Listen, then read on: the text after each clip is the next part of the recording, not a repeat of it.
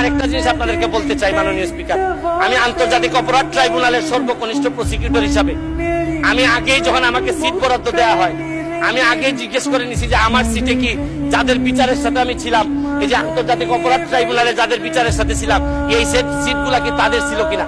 আমি নিশ্চিত হয়েছি যে এই সিটগুলাতে ওনারা ছিলেন না, কারণ আমি বিশ্বাস করি আন্তর্জাতিক অপরাধ ট্রাইব্যুনালের প্রসিকিউটর হিসাবে আমি কোনো যুদ্ধাপরাধীদের সিটে বসতে পারি না মাননীয় স্পিকার।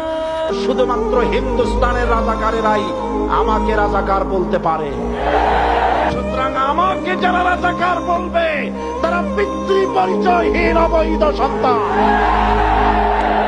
আমি বলেছিলাম 1973 সন পর্যন্ত আমি বাংলাদেশের কোন রাজনৈতিক দলের নেতা এবং কর্মী ছিলাম না। আমি রাজাকার নই। আমাকে রাজাকার বলে যদি তাকে প্রমাণ করতে না পারে 10 কোটি টাকার মানহানি মামলা দায়ের করব। আমার এই বক্তব্য সারা দুনিয়া শুনেছে।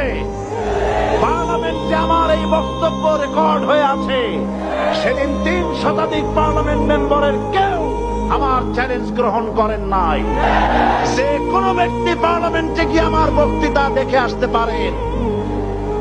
এরপরে 1997 সনের 7 অক্টোবর দৈনিক জনকণ্ঠ পত্রিকা যখন আমার বিরুদ্ধে লিখল, সেই পত্রিকায় সাঈদীর ওপেন চ্যালেঞ্জ 8ম পাতা 1997 7 অক্টোবর, এত বড় 2 কলমে হেডিং।